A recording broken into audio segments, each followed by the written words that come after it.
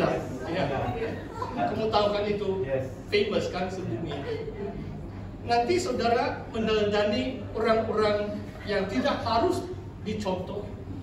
Firman Tuhan mengatakan, turutilah kesabaran dan kesanggupan mereka menderita kesengsaraan. Saudara, mungkin 1-2 poin saja sebab masa sudah berlalu. Nabi ini, saya senang, itulah saya didorong untuk terus berjuangkan. Dia tidak takut sama ada majority sokong dengan dia atau tidak. One man with God is majority. Saudara faham maksud saya? 11 tahun kamu belajar English, kasihlah amin, Pak. Legasi Queen Elizabeth, hospital pun Queen Elizabeth, disandarkan pun Duchess of Kent, tempat kelahiran saya. Semua zaman British. Saya mau lihat yang baik, saudara. Di antara yang baik karena penjajahan British adalah bahasa Inggris yang Tuhan jadikan bahasa antarbangsa. Lihat ini, saudara.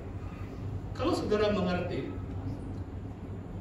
kalau saudara satu orang saja, tapi kalau saudara, Tuhan memihak dengan saudara, maksudnya saudara adalah majority. Jangan takut ditolak oleh manusia. Oh saudara, ini pengalaman, saya tidak perlu bersaksi panjang lebar. Sejak bulan 5, SOP dibuka. Minggu pertama pun saya sudah diundang melayani.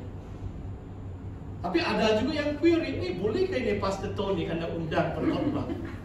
Tapi syukur juga bekas jemaah saya tidak memandang itu. Saya khotbah minggu yang kedua itu hari Ibu, bulan 5. Dan ada pembantu menteri hadir, dia sengaja hadir. Jadi luar biasa, saudara. Bukan saya kenalan orang-orang politik, saudara. Saya tidak apa-apa kedudukan di dunia ini.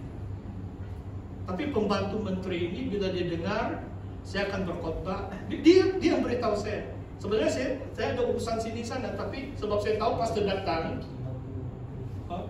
saya hadir kebaktian itu. Luar biasa, saudara. Dan saya percaya seluruh jemaah SID Wiba diberkati lewat firman Tuhan. Yang saya sampaikan hari bulan 5.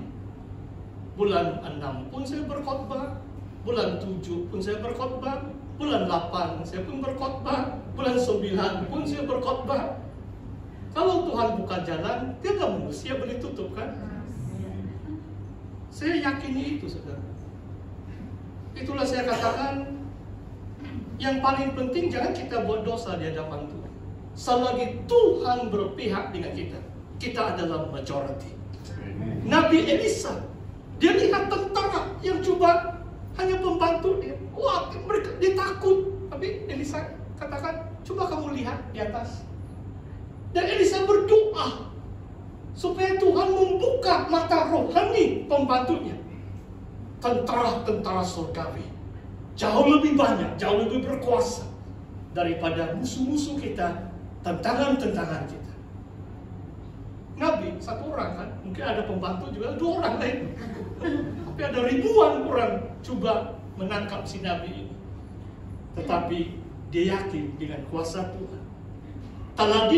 Teladanilah para Nabi supaya saudara bertekun, bersabar menantikan kedatangan Tuhan. Di sini dia petik Ayub, saudara. Ayub ini tiba-tiba dia banyak ini sakit penyakit, kan? Sudah mau dekat 3 tahun sudah kita cakap ini sakit penyakit, ini COVID. Saya pun tidak mau sebut itu nama COVID, biar itu berlalu sudah. Tapi Ayub dalam firman Tuhan mengatakan, sebab dia sabar menanggung kesengsaraan itu, dan kemudian hari Tuhan memberkatinya 2 kali ganda. Saudara, I want to leave a blessing with you in the name of God. Dan Nabi yang disebut di sini mereka bicara demi nama Tuhan. Dan sebab saya ada skip sedikit, saya mau ada satu lagi firman Tuhan dalam Yohanes 5 ayat 43. Yesus katakan, aku datang di dalam nama Bapakku, tetapi kamu tidak menerima aku. Orang lain datang di nama dia sendiri, kamu terima dia. Mungkin itu satu nubuatan. Satu hari Antikristus muncul, majority orang Israel akan ditipu. Mereka ikut orang lain yang datang atas nama dirinya sendiri. Tetapi Tuhan Yesus datang di dalam nama Bapa. Oh, luar biasa, saudara. Pendeta Robel juga ada sebut, sebab inilah tradisi orang Yahudi. Banyak juga kita belajar, walaupun kita bukan bangsa orang Israel, dalam ucapan New Year, ini terakhir dari saya malam hari ini. Disebut bila Tova Shana itu disebut, may you be inscribed and sealed for the rest of the year. Ada dua perkataan, inscribe, tertulis, dan termeterai, seal, meterai. Oh, luar biasa. Dalam kitab Wahyu, 144.000 yang bersama anak domba berdiri di Bukit Sion waktu Yesus datang. Tertulis di dahi mereka adalah nama domba dan nama bapaknya, bapak si domba. Yang kedua perkataan seal, termeterai. Wahyu bab 7 kan. Sebelum trumpet itu dibunyikan, ada malaikat Tuhan. Dia bangkit dari timur dan memeteraikan umat Tuhan di atas dahi mereka. Oh, luar biasa. Saya percaya ini sedang berlaku. Tuhan sedang mencari yang menjadi miliknya.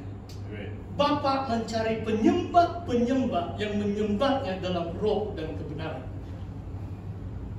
The Lord is sealing us. Tuhan sedang memeteraikan kita. Dalam Efesus 1 mengatakan meterai Roh Kudus. Bila kita percaya Yesus, Roh Kudus masuk dalam hati kita. Itu seolah-olah dalam meterai Allah yang hidup. Tapi Tuhan yang lihat kan, bukan kita ada salib besar-besar di dahi kita, tidak. Tapi Tuhan tahu. Dan pada akhir zaman kita terlindung dari murka Allah, sebab kita ada meterai Allah di atas dahi kita. Saudara yang dikasihi oleh Tuhan, biarlah tahun baru ini, kalau kita percaya kepada Alkitab, biasanya kalau akhirnya dalam slide saya di situ adalah shofar dan kepala. Bagi saya, shofar seperti yang saya katakan, sebagai persiapan kedatangan Tuhan kedua kali, mengisytiharkan kerajaan Tuhan semakin dekat. Itu diantara simbol atau lambang tiupan sangkakala pada akhir zaman. Yang kedua tentang kepala itu. Kenapa disebut kepala bulan itu? Adalah umat Tuhan adalah kepala, bukan ekor. Dan kita harus bangkit menjadi gereja yang bercahaya. Gereja yang menjadi saksi, yang bercahaya kemuliaan Kristus kepada bangsa-bangsa, khususnya di negeri Sabah ini. Mari kita berdoa.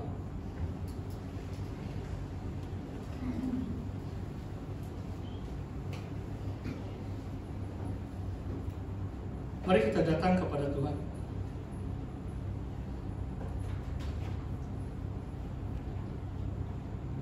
Bapa kami dalam kerajaan surga, Bapa kami bersyukur ya Tuhan kesempatan untuk mendengar firman-Mu sempena 1 hari bulan 7 Tishri, tahun yang baru, tercatat dalam Imamat 23, perayaan-perayaan umat-Mu ya Bapa, dan kami percaya ya Tuhan, kedatangan Tuhan Yesus Kristus kali yang pertama dan kematiannya ya Tuhan menjadi juru selamat dan penebus dunia ini.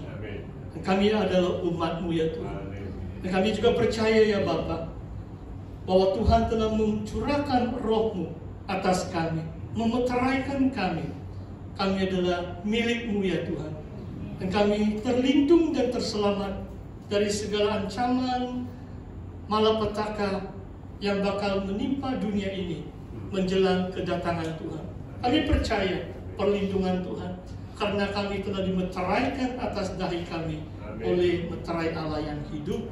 Dan kami menantikan kedatangan Tuhan sesuai dengan firman-Mu.